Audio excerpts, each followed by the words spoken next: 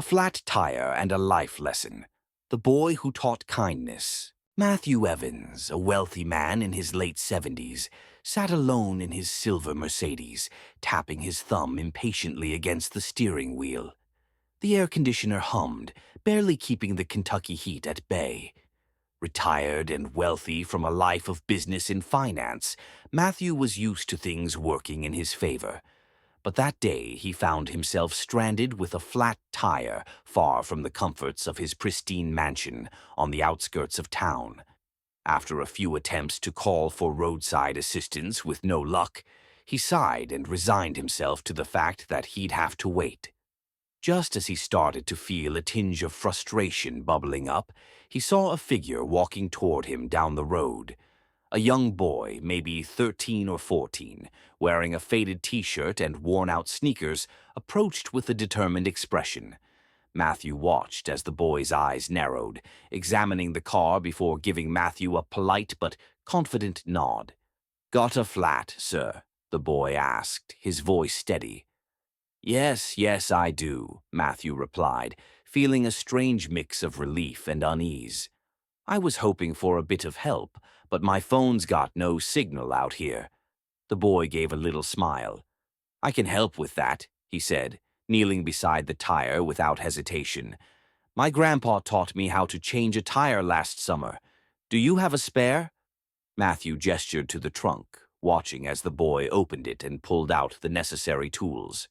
The young boy worked swiftly, his hands moving with a quiet confidence that seemed almost beyond his years. As Matthew stood there, he felt a strange humility creeping in, something he hadn't felt in a long time. He wanted to offer the boy something in return, but the young man hardly looked up, focusing intently on the task at hand.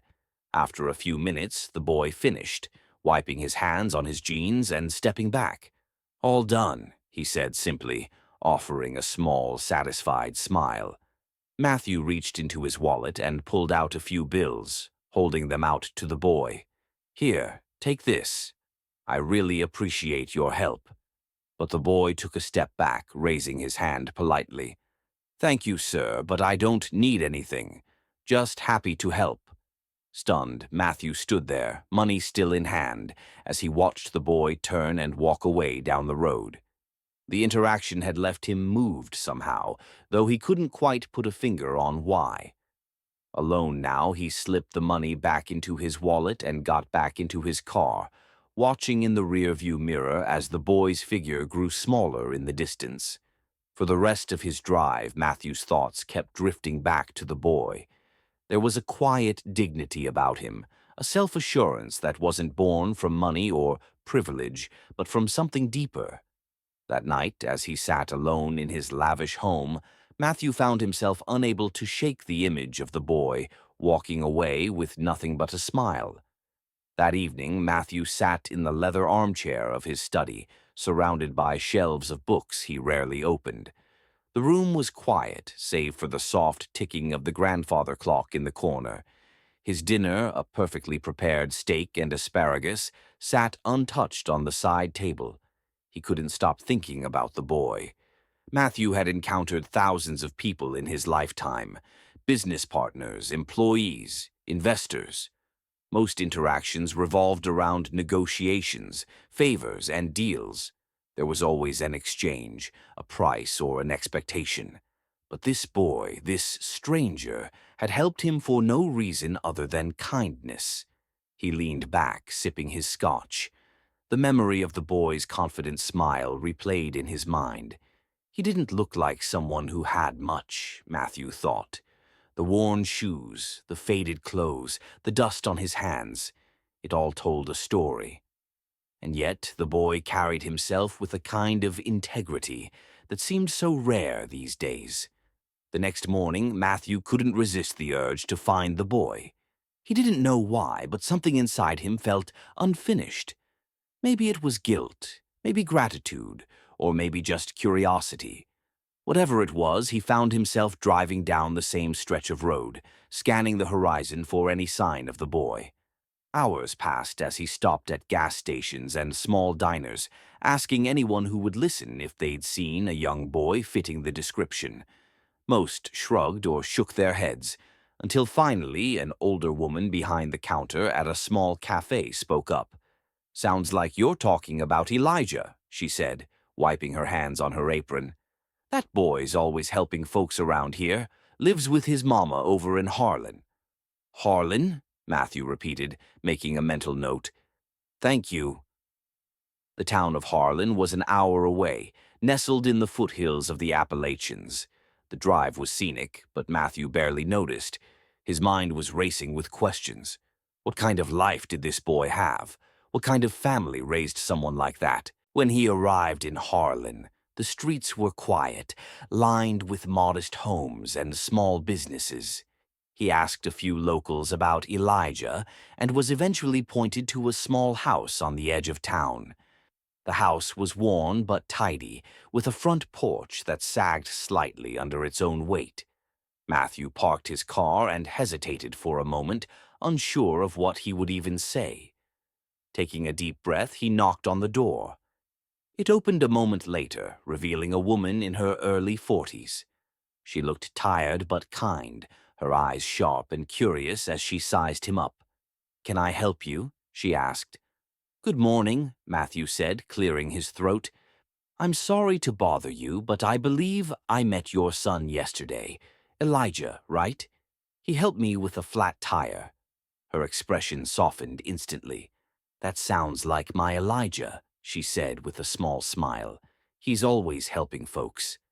"I just wanted to thank him properly," Matthew said. "He wouldn't accept anything from me yesterday." She nodded, stepping aside to let him in. "He's out back. You're welcome to wait." Matthew stepped inside, taking in the modest surroundings.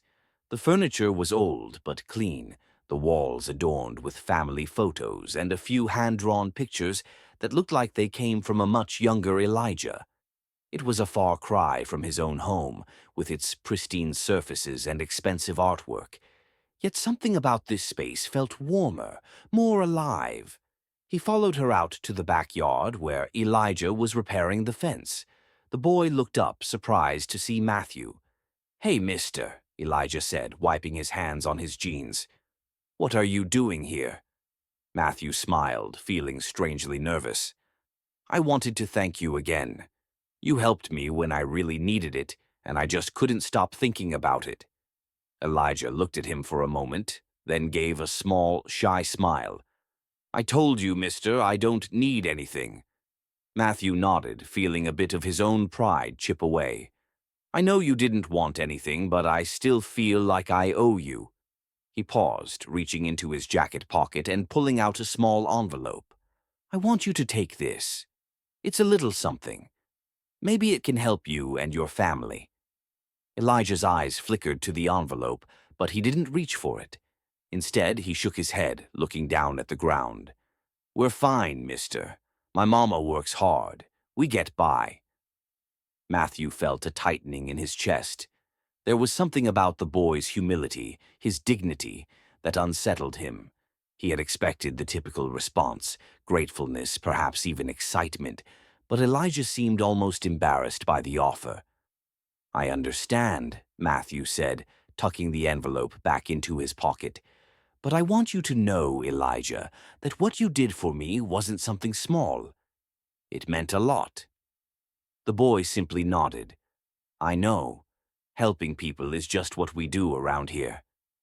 Matthew studied him, as if seeing him for the first time.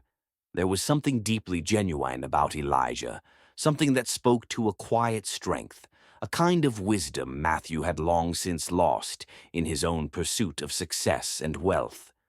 "I'll leave you to it," Matthew said, his voice a little softer than usual. "Take care of yourself, Elijah." The boy smiled again, a brief but sincere expression. "You too, mister."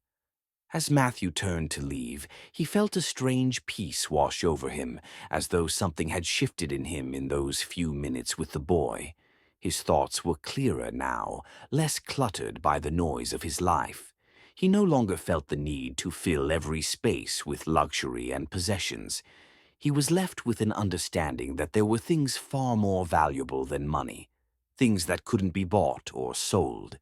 He got back into his car, starting the engine, and as he drove away, he couldn't help but feel grateful.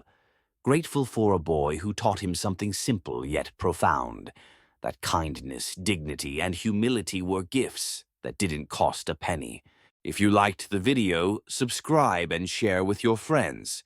Have a nice day.